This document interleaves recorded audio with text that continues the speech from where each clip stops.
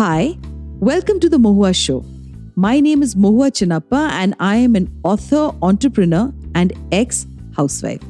This podcast is about everything from business to technology to arts to lifestyle, but done and spoken ईमानदारी से. Hi, in today's episode we have Renuka Kirpalani. Renuka is the executive editor video content at Autocar India, which is one of the most viewed television shows and a YouTube channel with almost 2 million followers. Renuka's career in the automotive journalism world is 18 years old, but her love affair with cars is much, much longer. She has raced and rallied with many podiums. She's also worked with her father building her own race cars. Wow. Turning rally care and learned all she knows about cars ground up. Renuka has also taken some epic road journeys across borders, driving in the SARC rally, Asian rally, and trips from Germany to India overland. Welcome, Renuka, in today's podcast. But before we start, we want to know from you, what was the first home gadget you fixed or repaired as a child? This was a radio, I remember, and the radio conked. And, I kind of took it apart. I don't think my mother was too happy about it. But when she saw it all opened out, but I actually managed to put it together again. And then it became, when you're a kid and you manage to do those things, how proud your parents feel. And they were kind of excited. So it became a thing that, Renuka takes things apart and fixes them together again. Your parents should meet my parents. I don't think they were very happy if I, put things apart. But well, this is really interesting. So you took the whole radio at home and you just pulled it out. What prompted you to do that?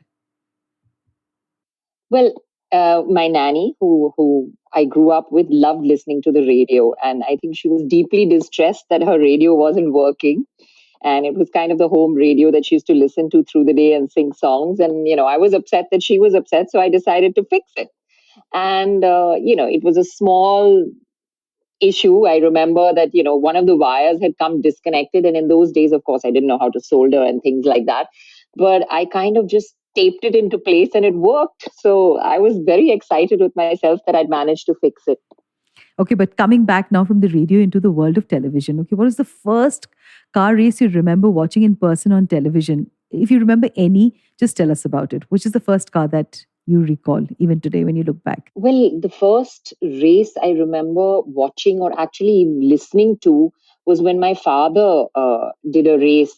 They drove from Europe across to Dhaka. There was a race in those days, and he did it in a standard Triumph. So I remember listening avidly to that and looking at pictures in the newspaper because it was the first time an Indian team had gone overland to race. So I remember that very, very clearly. And, rooting for my dad and hoping that he would win was one of the biggest memories I have. How wonderful is that? So tell us about the first car you bought. So the first car I bought was a Fiat. It was a race-prepared Fiat that I bought off my dad because he used to prepare these cars for a racing team. And after every year or year and a half, the depreciated cars were sold off. So I kind of convinced him that I needed to drive because now I'd studied, I'd come back, I was around 20, and I wanted to have my own car.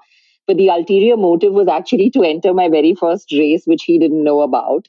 So, which is why I was gunning for that race car. And that's exactly what I did. So, my very first race was in that car without my dad really knowing about it. And I don't think he was very happy when he saw me there at the start line and my name on the grid. But eventually, I went on to win that race. And I think that was kind of a turning point for him believing that cars were my life and that, everything I wanted to do would be around cars. So it's very interesting to know that at the age of 20, you got your own car. And then obviously, you were the kind of a chick who knew how to take the whole mean machine apart. How did it work with the guys when you went out on a date? Were you picking them up in your car or they were the ones who were being chivalrous? I need to know this, Renuka.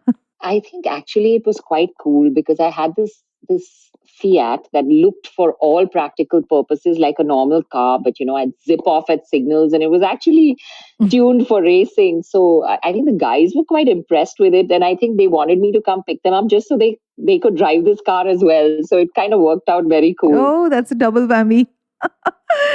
So, even though we are in the 21st century and when it comes to women in driving, we are still talking about busting the myth that women are rash drivers. So, I have some data that I will read it out to you very, very quickly. With that, I was just doing some research and I found this. The statistics in favor of women drivers are women are safer drivers than men, and statistics backs it up. Research has revealed that women tend to break fewer traffic laws than the men. Examples of offenses in which majority share is made by men, which include driving under the influence of alcohol, speeding, failure to yield and stop at signals, violations, and reckless driving. Also, as per statistics collection in India by the Ministry of Road Transport Highways, fewer women than men are responsible for road accidents and the fatalities that are caused by this. In the UK in 2017, men accounted for 72% of the total, penalty points related to traffic offences, despite the fact that the number of drivers on the road is almost equal. So, as per the same research, men accounted for 84% of drunk driving offences, 78% of speeding offence, and only in three areas are women penalised more than men. There is aiding, abetting, counseling, or procuring driving, while disqualified and flouting pedestrian crossing rules also. So these statistics really prove that women are equally or actually usually much better drivers, than men. And myths are stereotypes and surround this, these things have been busted. So you tell me your take about this, I mean, do you think that there would be more facts in which you think that you would be able to change the narrative for people who will be listening to this podcast right now? I think what we need to do is amplify these facts. I think, it's just been through the ages. And I think at a certain point in time, it was kind of said in that way because women didn't go out and drive. And this was I'm talking about, the older ages. And so they didn't do it as much. And I think because they didn't do it as much when they went to, probably they were the best drivers. And that kind of, I think, has just stuck through the ages. I don't think that it has anything to do with gender anymore. In fact, like you said, all data proves that, all the offenses, accidents, things like that, most of them are, men driving worse than women. And I think men drive rasher. Women are more rational when they drive. They drive a little calmer. But there are so many sexist jokes, about women driving. And I mean, I've driven around with friends, and if there's somebody who's like little caught, or there's a traffic that's the car that's moving slowly, invariably the man next to you will say, "Oh, I'm sure it's a woman driving." And this is the mindset that people have.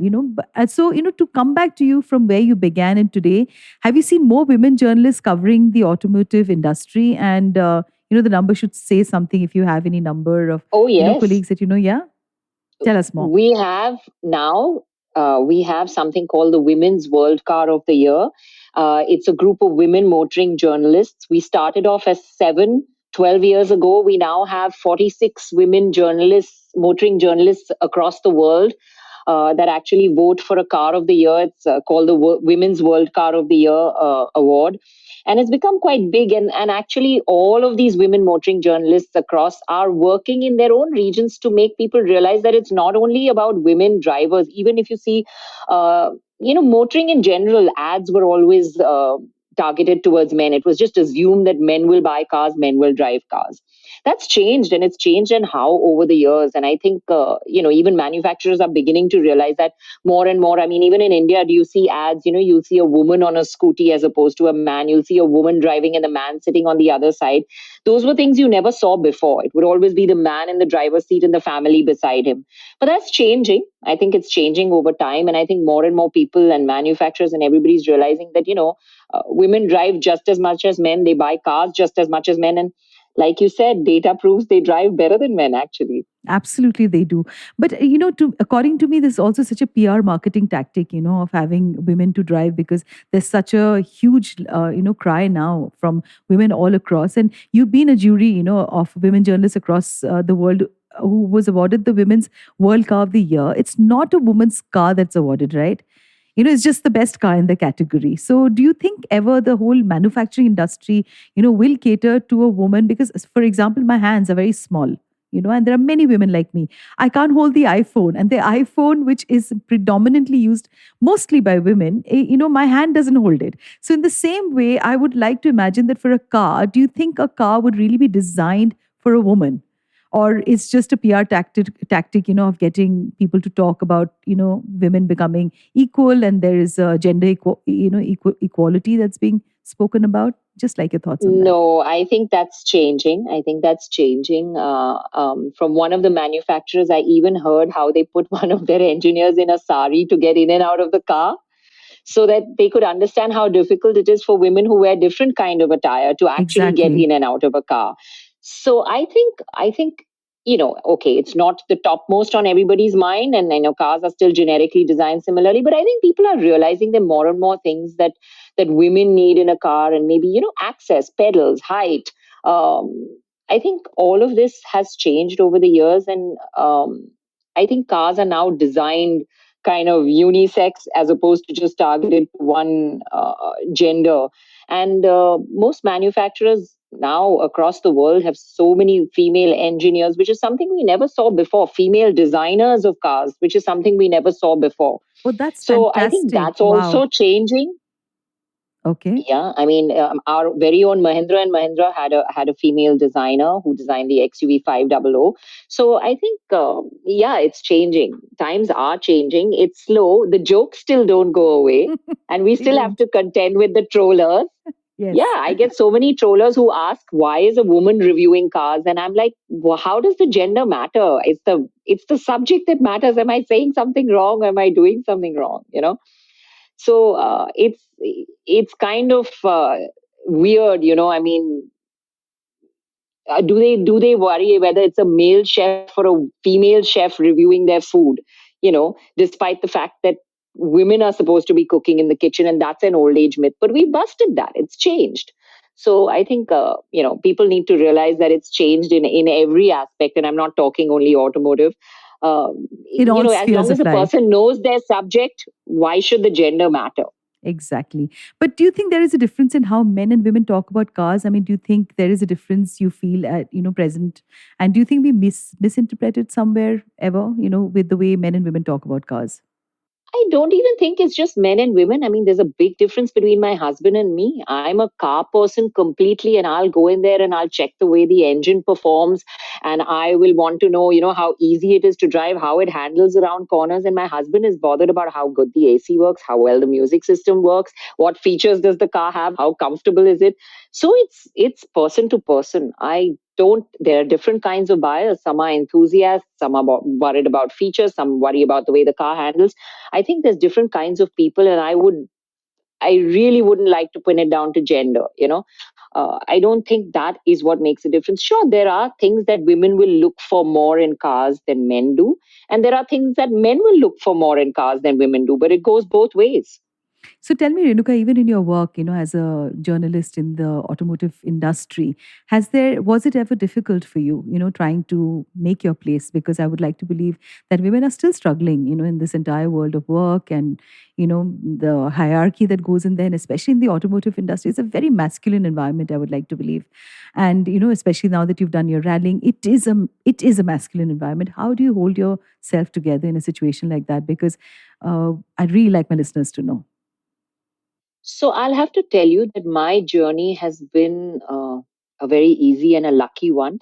But I hear my female journalists from other countries, and I'm proud to say this because I'm in India, and we think that in India we're regressive as far as women go. But I think in my industry, in the automotive industry in India, my co-journalists, I was hired by a man who thought that it was great that a woman knew all about cars and to anchor a show. He had the faith in me, and I have to say, Horma Sarabji, credit to him for that. Kind of really let me do it my way as well. So I think I've had it lucky because the people who knew me had the faith in me, and that kind of, made the other men in the industry around have the faith in me. And I think whether it was during my rallying days, or whether it is in the automotive industry, whether it is around my office where there's predominantly men, I get treated as one of the boys. They never really treat me different. Sometimes I have to remind them that, hey, guys, it's me. I'm a woman.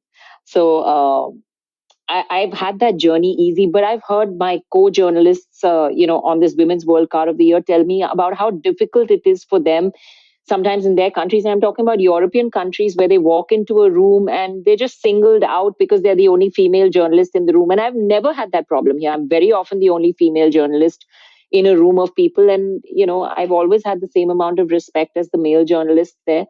There are rare occasions, but, those are very rare occasions. And I think those are, exceptions that happen in any field to anyone. So I wouldn't say that it's a problem. Where I see the problem is in the younger generation, unfortunately, out there, that's on social media, nameless, faceless people that Oh, yeah, sit out there absolutely. and troll. And I think that is where I find the biggest problem. And it worries me because this is the younger generation. This is the generation of tomorrow. And I think they should be more progressive rather than regressive. This is the generation that is actually sitting out there and trolling women. And I think that is really, really offensive. I think they need to open their minds. I think they need to understand. They need to put things into perspective. And I'd like to take every one of them head on anytime. I mean, if I'm saying something wrong, sure, call me out for it. But calling me out just because I'm a woman, I mean, I think that is completely, completely Does it wrong. frighten you Why do ever? you think women cannot review cars? Does it frighten you ever, Renuka? Because the kind of trolling that's done is so aggressive sometimes. And as a woman being in, like I said, in the whole, such a masculine supremacy industry, how do you, navigate this mentally, emotionally when this sort of trolling happens? I think I was talking about it the other day, as to what driving has taught me. Yeah, and I remember my very first race. It's a funny story, actually, so I'll share it with you. I was so nervous. That was when I bought that Fiat. I was so nervous, so nervous, so nervous because in my first race, my dad was watching. I had so much to prove. I'd actually qualified in the front row of the grid, and you think that would have eased my pain, but it actually doubled it because then I had more to prove, on the actual race day. So I went out there and we started off, and there was one car that went out ahead of me, and I was in hot pursuit. And obviously, you have one eye on the rear view, and I saw the car behind me flip. So I kind of turned the rear view mirror away because I didn't want to see it, didn't want to know it. And then I just got into this zone and drove. And suddenly I saw these yellow flags waving. Now, when you race and a yellow flag waves, it means slow down, there's something wrong. So I panicked. I thought, oh God, what have I done wrong? The marshals came waving me down and said, go back to the pit. What are you doing? And I really, really panicked. I went back. My friend, who's also a woman, Farah, came, shook me. I got out of the car, I pulled off my helmet. And in those days at the Juhu racing circuit, the stands were right close to where you got off. And I could hear loads of people in the crowd saying, Aila, ye to ladki hai. And I really panicked. I I'm thought, getting oh the God, goosebumps listening to you, Renuka. my How heart sank, amazing. and I said, I've done something really, really wrong. This is the end of my career, even before it started. And then I heard Farah say, you idiot, you won. Why were you doing an extra lap? And then it kind of sunk in that I was so much in my own zone. I hadn't seen the checkered flag. I was still just going round and round the track.